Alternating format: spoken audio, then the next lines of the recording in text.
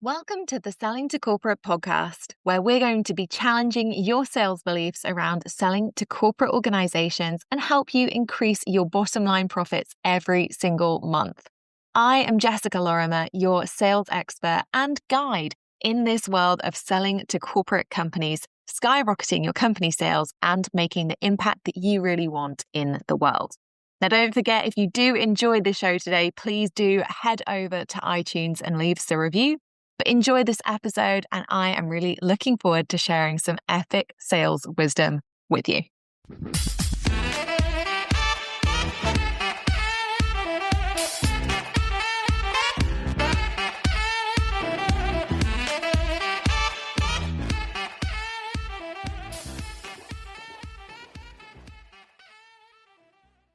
Happy New Year. It is officially 2026. And I don't know about you, but I am so excited to see the back of 2025. I feel like there's a whole new energy, if that's not too woo a phrase for me to use, but I really do.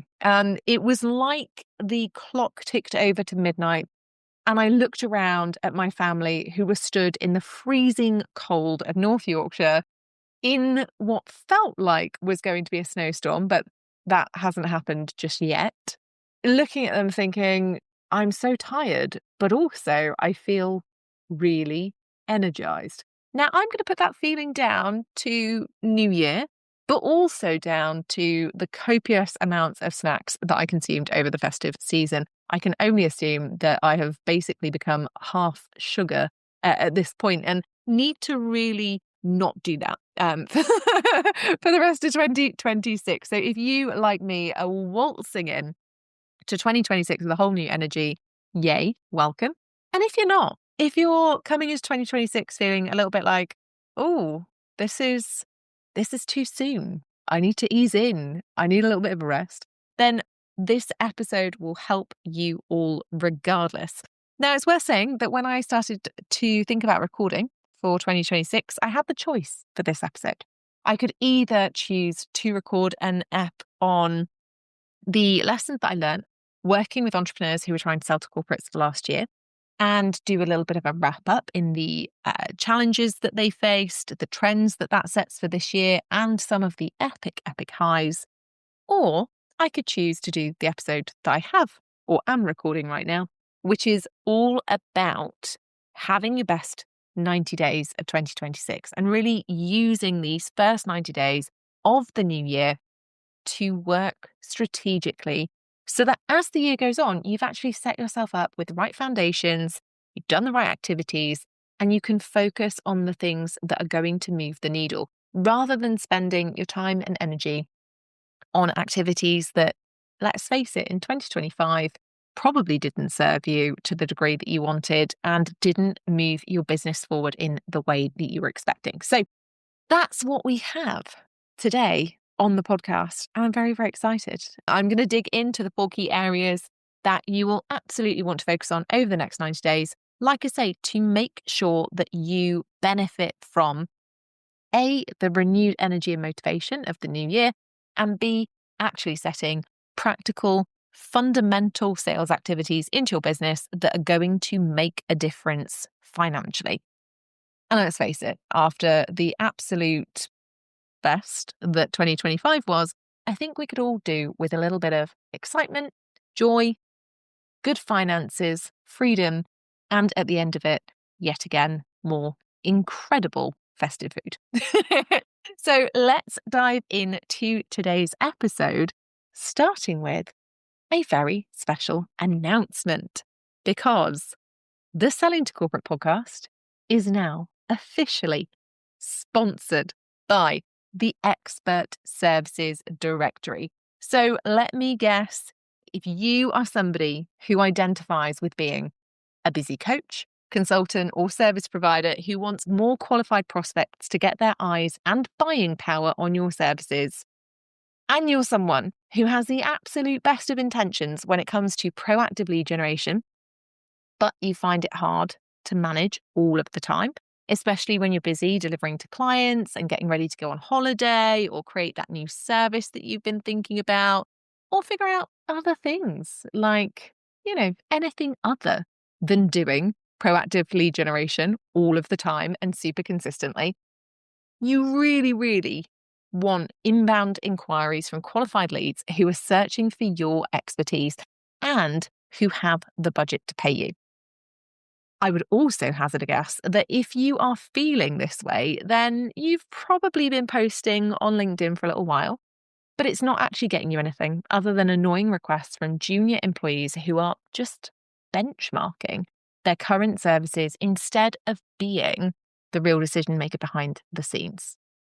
If it all sounds like you, then the Expert Service Directory has been created with you in mind, and you can visit expertservicesdirectory.com/sales to grab your spot. There is actually something really exciting. If you sign up for the Expert Services Directory and use the code podcast at the checkout, then you get a special free gift just for podcast listeners. So if you are thinking about lead generation in 2026, you know it needs to be a priority for you, and you want us to help take some of the strain off your shoulders with proactive marketing to key decision makers around the UK, and you are a coach, consultant, or service provider, then make sure you head across to expertservicesdirectory.com/sales to grab your spot now. Isn't that exciting? I felt very fancy. I don't know if anyone else thinks that. If you thought I sounded fancy, let me know. I feel a little bit like, oh, that was new. I'm also saying that not every sponsorship announcement will sound like that, although part of me has toyed with some kind of hilarious sponsorship role play. So, listen to future episodes, see if that pops up. But seriously, if you are thinking about your corporate lead generation in 2026, and you know that you want our help, guidance, and support, then make sure that you go across to expertservicesdirectory.com/sales to nab your spot with all of the exciting things that are to come, and enter the code podcast at checkout to get your free gift as well. Okay. If this sounds different today, by the way, I haven't bought a new microphone. I'm in fact recording it from a client site. I'm working with one of my epic corporate clients this week. And so I'm recording it from there, and I forgot my trusty Blue Yeti, but please don't tell my podcast producer, Scott, because he will lose his mind and I will be in big trouble. But if it does sound different, don't worry, I'll be back to normal soon. So let's dig in then to how you can make the next 90 days your best ever. Because honestly, however you're starting the year, whether it's on the high, riding the new year high motivation wave, or whether it's the taking it slow, easing in, just going to see what happens vibe, it's okay. You can still have your best first 90 days in business in 2026. And actually, the areas that you need to look at to have your best first 90 days of 2026 are exactly the same, even though your motivation and energy levels might be a little bit different from people around. And I think that that's really important because I've actually been doing a lot of work, probably unsurprisingly, with corporate clients over 2025. And one of the big areas that I've done an awful lot of work on outside of how AI is impacting sales negatively. Just thought I'd throw that in there in case anybody is epic at sales enablement with AI and wants to have that research conversation.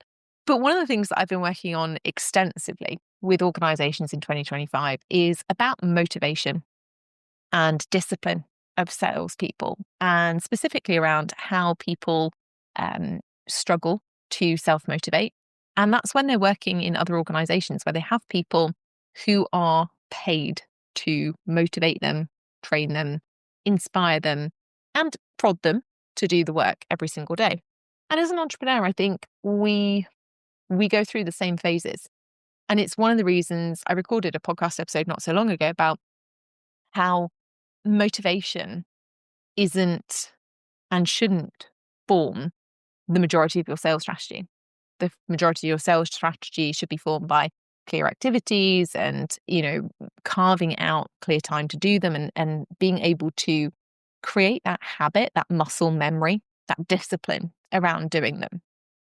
I think, though, that when we're in this pretty epic new year new you, new frame of mind, new energy space, that even if we are taking it in a more relaxed fashion, because we do have all of these new energy, new you, new frame of mind, new motivation type attributes to ourselves, that it's worth using and harnessing that. However, I believe that that should be tempered with strategy. And that's really where the body of today's episode sits, because I think that sometimes the temptation is to come in and think, well, everything's going to be amazing this year. And I'm going to, I just going to leverage this epic energy to have really good sales calls, and I'm just going to smash it and it's going to be amazing. And whilst that energy is good and that commitment to doing something new and having a positive attitude is brilliant and helpful, if it's not backed up with the strategic activity that you need to do, it's really, really quick for you to get disheartened. And it's really, really easy to stop feeling so motivated and start looking at the harsh reality of, why am I not getting the results that I want? And then actually, we miss out on this awesome opportunity that we have to use and combine great energy and great action and great strategy to have our best first 90 days. And that's really what this episode is about. It's not harping on about the things that you didn't do in 2025 or the things that you feel a bit bad about, or, looking for some kind of stick to beat yourself with around the results that you could have had. It's really about, okay, we're in a different year. What's done is done. The results are on the table. If we want to do it differently, then here are the things that we must focus on this quarter and why we need to focus on them this quarter to really make the most of it. So wherever you are in the world, even if this is not your quarter one, because maybe you started your financial year differently, or maybe you operate to a different New Year period, doesn't matter. We're just working through, okay, first 90 days of 2026 where we feel super motivated, where we feel like we can be positive. Let's go. Let's make the most of it. These are the 4 things that we need to do. So the first thing that we need to do if we're going to have a really positive first 90 days is assess what worked last year. Now, before you jump on, you're like, but Jess, you just told us that we weren't going to be beating ourselves up with a big stick about what we did last year and why it worked and why it didn't. Let's just take a breath. What I want you to think about is actually assessing objectively what worked last year and what didn't work last year and why that was. And if you're not sure how to do that in a way that is objective and you're a bit worried that you're going to end up going into some kind of self-critical zone where you beat yourself with a metaphorical stick, please go back to episode number, let me have a look, 139, which is called Sales Planning Season is Here. What do you need to consider? And that episode that I recorded, like I say, episode 139, Sales Planning Season is Here. What do you need to consider? Is really, really good at helping you map objectively what you want to plan out in your business. But it's also really helpful to understand and help you assess objectively what worked and what didn't and why. So the first thing that we want to do this year to make sure that we're making the most of this first quarter where, like I say, we've got such high motivation levels and we have the opportunity to give ourselves a bit of a clean slate when it comes to activities, we need to assess what worked. Now, I see this so many times. People come to me and they say, Jess, I want to make more sales in my business, so give me everything that I need to do. And that can be a real struggle because either one of 2 things happens. Either I say, okay, great, go and do these 3 things. And they say, oh, well, actually, I've done 1 and 2. So what else can I do? Meaning that, actually, they were already doing some of the right things and maybe they need something a bit more advanced. Or maybe they need some tailoring around helping those things become more efficient. Or people will come to me and I'll say, okay, well, have you thought about, and before I say anything, they go, I just want to throw away everything that I did last year. It just didn't work. So let's just do brand new. And that's also really difficult because sometimes even if your sales results weren't what you expected, actually some of the activities that you'll have been doing were producing the results or producing early indicators of results that would have given them the right to be good activities. And what I mean by that is that sometimes we judge our lack of revenue or not hitting a revenue goal or not exceeding a revenue goal by a certain degree as, well, our whole sales process doesn't work. And as you'll know, if you've listened to the Selling to Corporate podcast for a while, there are 5 stages to your sales process, and they're all designed to achieve a specific result. So people might come to me and say, but Jess, nothing, I want to revamp the whole thing because I didn't hit my sales goal last year. And actually, when we dig into, I don't know, their lead generation strategy, actually their lead generation strategy was producing sales calls. So to a degree, it was working. Now, maybe their sales calls didn't go on to lead to qualified opportunities. Maybe their sales calls turned up and they were with the wrong people, so they weren't with decision makers. Maybe their lead generation was producing a few calls, but not enough for the amount of opportunities and proposals that they wanted to send out. It doesn't mean, though, that their lead generation strategy, quote unquote, didn't work. It means that they needed to do further work to make it the most efficient that it could possibly be. It's really, really important that when you think about making the most of your first 90 days of 2026, you look at, well, what actually produced the result it was supposed to last year? And how can I make that better? Rather than, how can I just overhaul my complete sales process? Because it actually might not need it. Okay. The second thing that I want you to do is to look at activities that didn't produce that result or didn't produce the result that they were expected to. Now, this is more difficult because people can sometimes struggle to be objective around it. And that can be really tough, you know. I think that with this, again, I would say absolutely go back, listen to episode 139 around sales planning, because that will really help you to be objective and also to remind you which activities are supposed to produce which results. So you can look at which did produce a result that was good and which produced a result that actually wasn't going to help your sales process move along or didn't produce a result at all. But I want you to separate this into 2. I want you to, 1, look at activities that didn't produce the result that you wanted or expected, that were supposed to. Okay, so for example, you might have done, I don't know, you might have embarked on a speaking for leads strategy this year. And perhaps it just didn't work. You know, maybe you pitched to speak at a ton of events and you didn't get signed up for any of them. So it didn't work because you didn't get through the door, you know.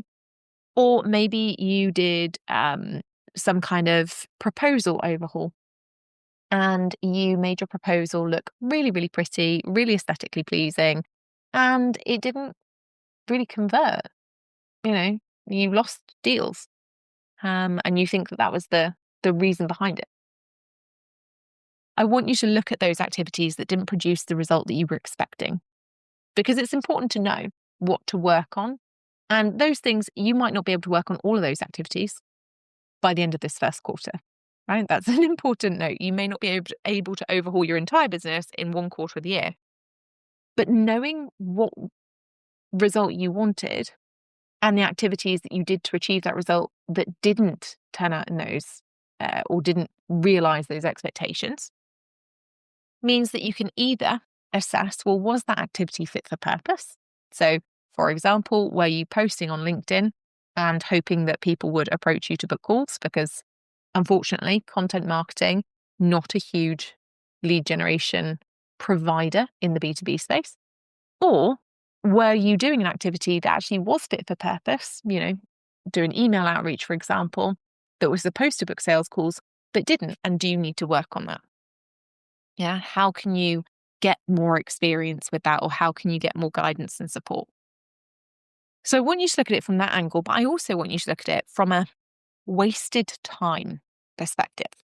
Now, this is probably more uncomfortable than looking at activities that didn't work. Because if you were doing activities that were supposed to work and that didn't, you can hone that. You can make it more efficient. You can make them more effective. Even if you feel really frustrated about the fact that they didn't work in the way you expected, you can make them work.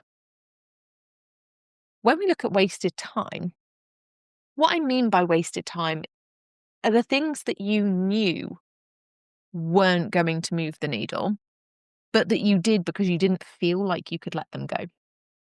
Now, I think I talked about this in 2025, but I got into 2025 feeling like LinkedIn had become this place where I wasn't really, I didn't feel like it was producing the result I wanted it to, but I didn't feel like I could let it go. I didn't know what would happen if I did. I didn't really know what I was even looking for from it anymore. I went through this kind of existential crisis with LinkedIn, which seems such a melodramatic thing to say about a social media platform. But I did. I was just like, I don't know what I want from it anymore. And for me, that meant, okay, stop, take a break. It actually took me about 4 months in 2025 to stop and take that break, even though I knew I was wasting time because I wasn't sure what I wanted from it. I wasn't sure what I wanted to do on it. I wasn't really sure if it was producing the results that I wanted. And obviously it wasn't because I didn't know what I wanted it to do. And so I wasted a couple of hours every week, probably. A, beating myself up about not knowing what I wanted to do with it. And B, by sort of half-heartedly doing a few bits on it. And that was wasted time and wasted energy. And I want you to look at those things, again, not to beat yourself up about it, but to say, okay, well, why don't I stop whatever that is? If I want to have my best quarter ever, those things that are wasted time, that have not produced results, that have drained my energy, that have just sapped the whole joy, fun, excitement out of my sales process, that haven't produced any kind of positive result, why don't I just not do that for 90 days? Because guess what? It's not producing anything anyway. It's not giving you cash and it's not bringing you joy. So what is the point? Because spending the hours on it isn't going to make it produce anything differently if you are already frustrated, have no key indicators that it will work or has ever worked for you. Do something else. I say to people all the time who bought the C-suite, I teach 7 methods of lead generation. 7. I now have the expert services directory where we specifically focus on proactively marketing coaches, consultants, and service providers to organizations around the UK. There are so many ways of just generating leads. You don't have to waste time on the magic wand that everyone, and I use the everyone loosely, is using. You get to do the activities that are right for you. So if you're thinking, oh gosh, I've been spending all my time, I don't know, showing up on Facebook Live for 6 months and it is not producing anything and I really hate it and it's not getting me any work with companies, great, cool. It's a waste of time. Don't do it then. Do something else. It's fine. So look at your wasted time and look at your activities that didn't produce the result expected. And then think about either with the activities that didn't produce the result expected, how can you hone them? How can you make them more efficient and effective? That may involve training. It may involve learning. It may involve testing. And think about the activities that were wasted time and energy. Can you get rid of them? Can you just let go for the next 90 days so that you can actually do things that are more productive with your time?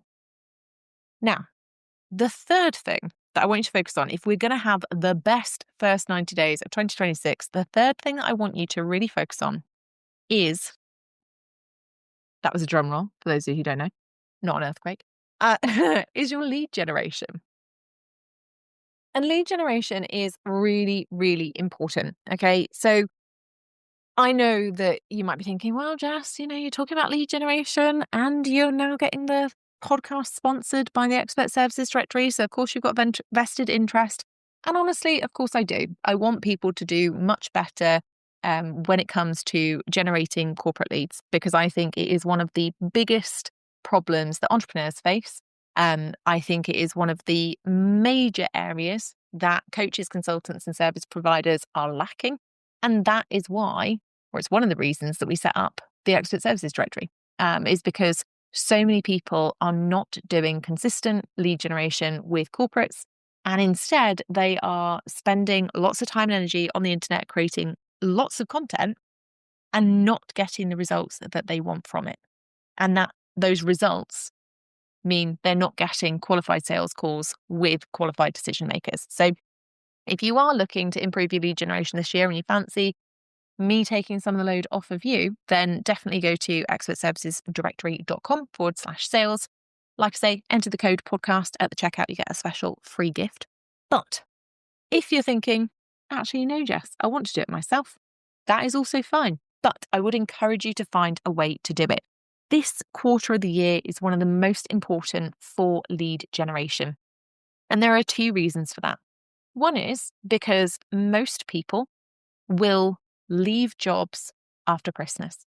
You might have seen it if you've ever worked in the corporate space.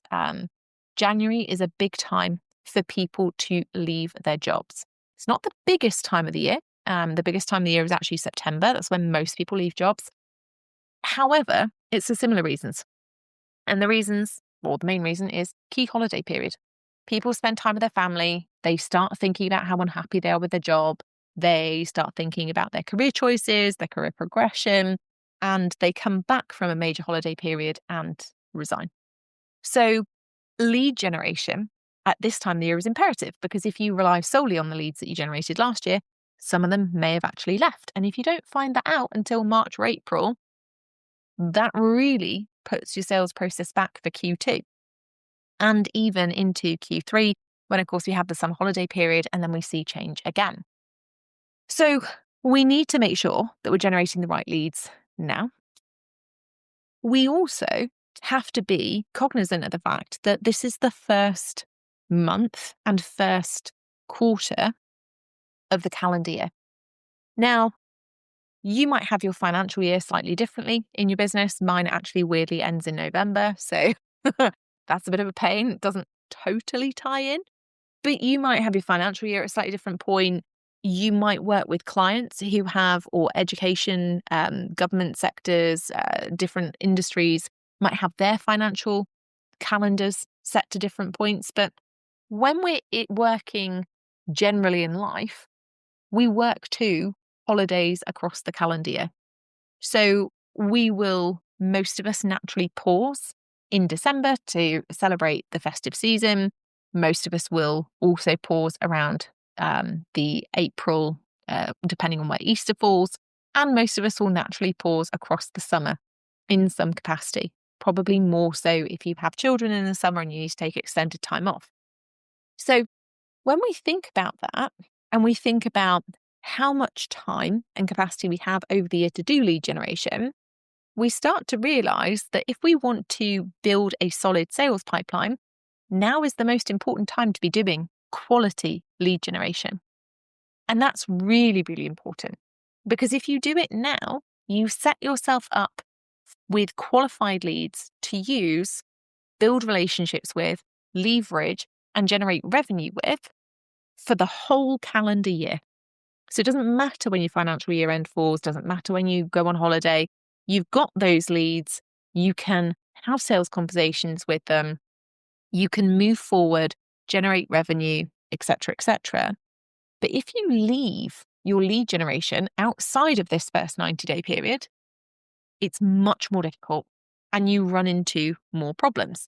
And I see this year on year, because I get a lot of people who'll come to me, in anywhere from June to September, who'll say, At the beginning of the year, I had tons of leads. I was getting loads of referrals, getting loads of word of mouth, loads of inbound inquiries, and then it just dropped off.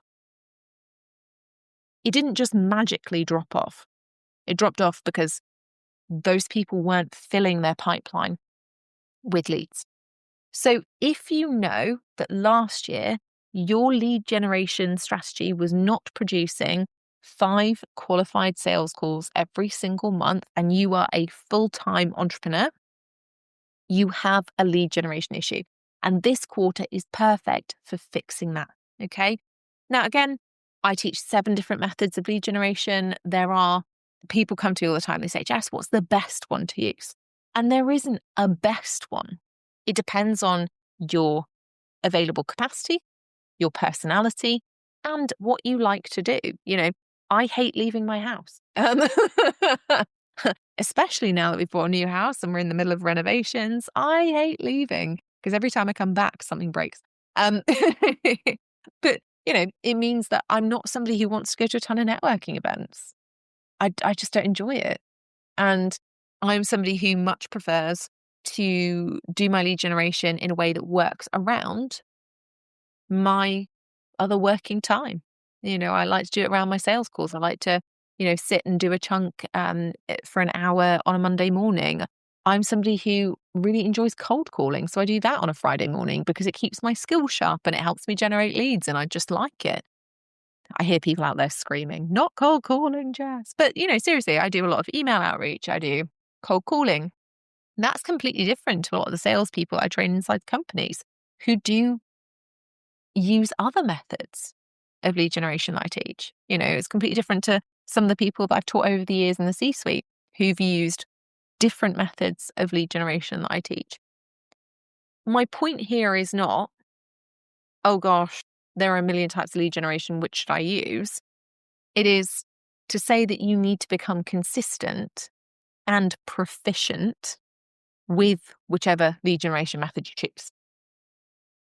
Now, the highlighted words there were consistent and proficient.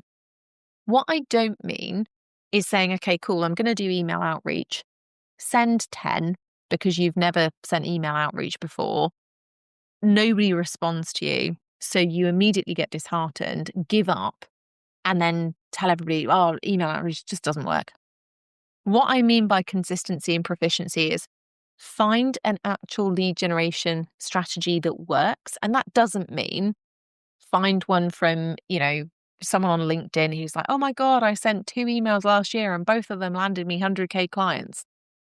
I mean, find something that's taught by somebody who's actually qualified. Doesn't have to be me, but it should be somebody who's qualified to teach business to business lead generation, not somebody who's used one method successfully and then is trying to replicate that for the masses.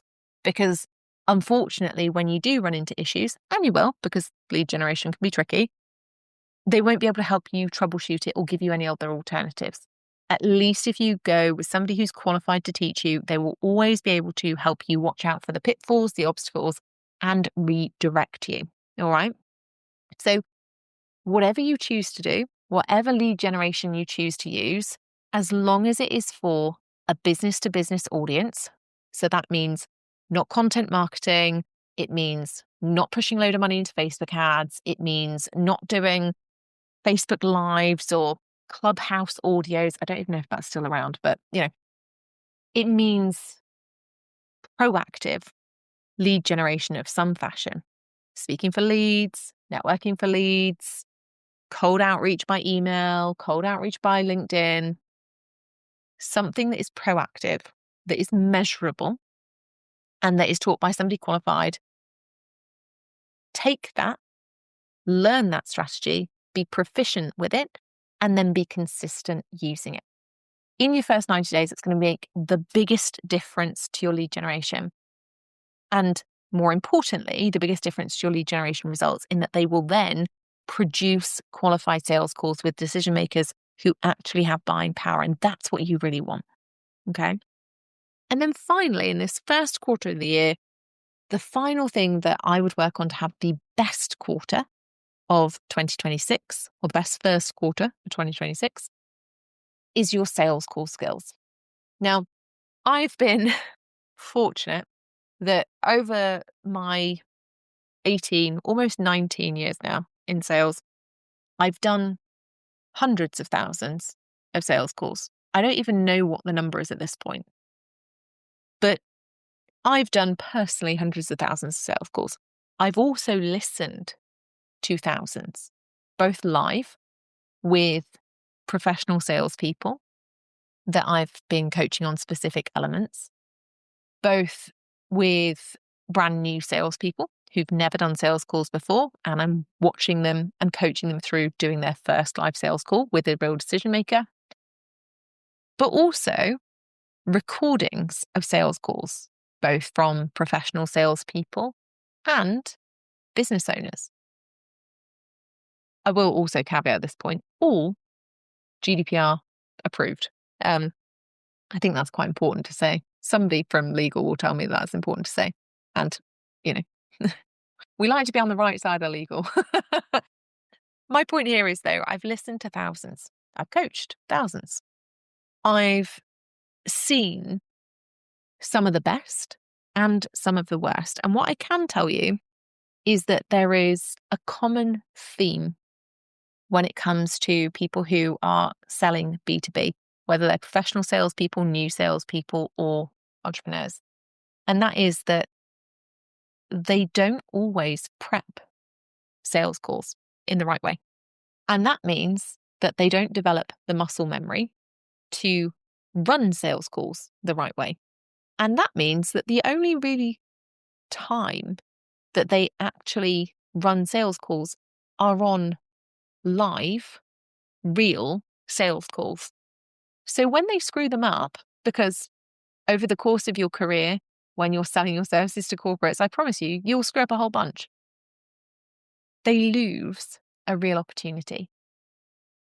And that's really frustrating for people.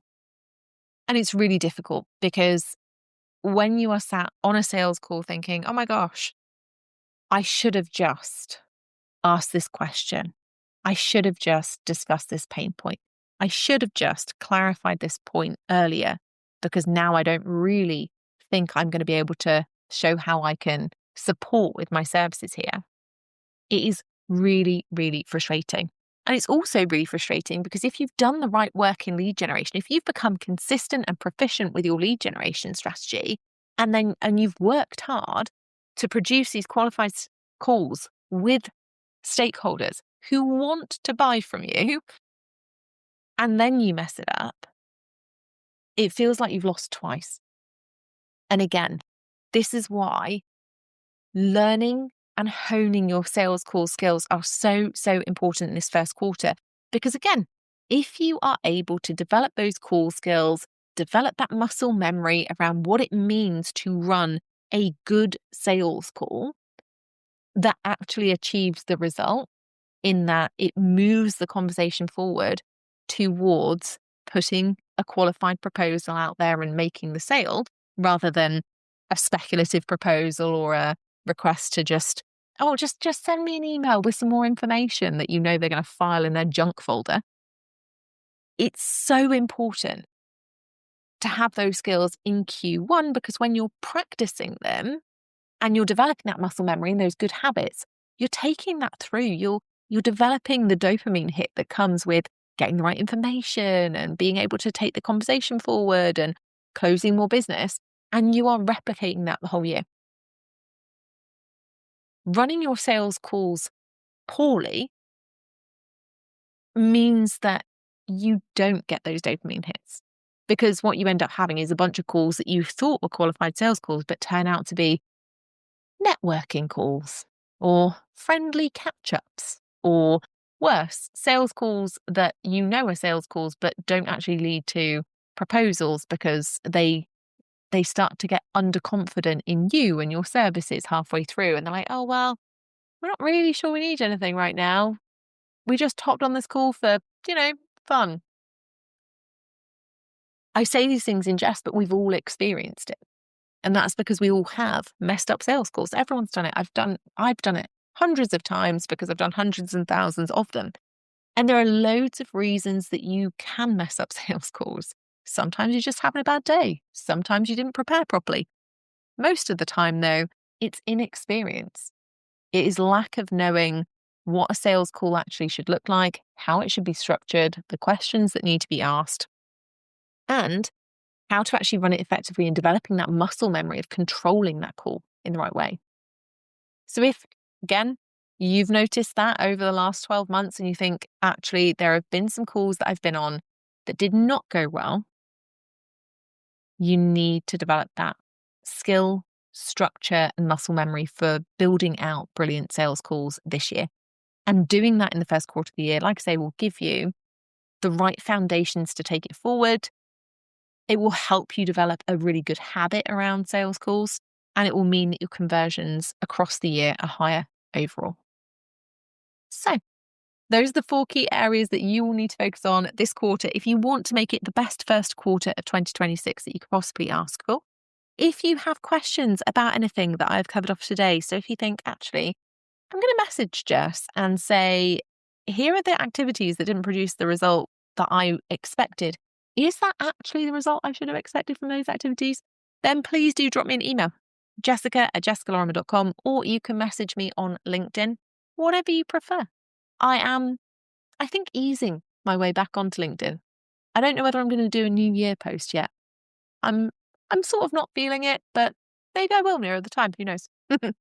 I hope that you have an epic rest of your week. I'll be back in 2 weeks. I will be doing the wrap-up episode that I talked about earlier around the lessons that I learned from entrepreneurs who were trying to sell to corporates last year, some of the pitfalls, challenges that they faced, some of the epic highs, and some of the ways that actually we can all learn and put into place different practices this year, along with the trends and insights that I'm predicting for the sales market in 2026. And like I say, this episode has been brought to you by the Expert Services Directory, which feels so fancy to say. It is our first official sponsor of the Selling to Corporate podcast. And if you haven't yet visited expertservicesdirectory.com, please go and check it out. Who knows? You might find somebody in there that is amazing to partner with and send on to some of your corporate contacts as well. I'll see you in the next step.